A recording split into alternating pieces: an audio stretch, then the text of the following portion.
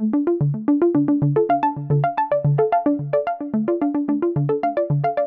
just wanted to do this video about an event that happened that's watch related, and I thought perhaps someone else can relate to it too. I've had the Seiko 6309 for years, and I could never find a perfect strap for it. I've tried the Seiko polyurethanes, but they are always a bit too rough for my wrist, and for a 6 3/4 inch wrist, they always wear a bit too big. I normally don't really wear leather. I tried NATOs, I tried all sorts of stuff on this, but it never really worked right. But at the same time, I could never bring myself to sell the watch. I mean, at first, I bought it pretty cheaply, but second of all, it just, in the back of my mind, it felt like one day I would meet the right strap and it would work. And by the same token, I've had this Dimodell Chronissimo in the watch box for a very, very long time, and I too could never match it to a good watch. Now, this is a 22 millimeter, and these are really bulky straps, and they work best with large, heavy watches. And I've tried them mostly on watches with crowns at 3 o'clock, but I could never get a good fit. And one day I'm looking at both and I think, what the hell, let's try it out. And it's just been perfect ever since. And I've been wearing it for the last few days nonstop.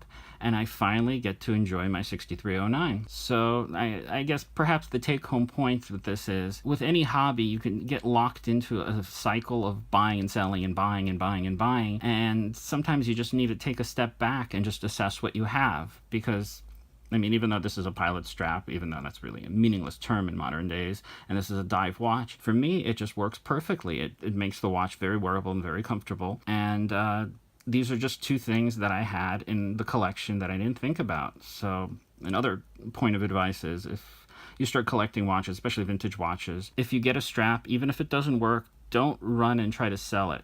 Because so long as it's not too gunky or particularly chemically and nasty, hold on to it. Because if you collect long enough, you may end up finding a watch that pairs with it perfectly. And I realize not everyone may like this combination, but it works for me, aesthetically and comfort-wise, and that's ultimately all that matters. So remember, in this hobby, it's not all about buying and selling constantly. Sometimes you really need to take a look at what you have, because it might just work out. And that's about it for this video. And as usual, thanks for watching.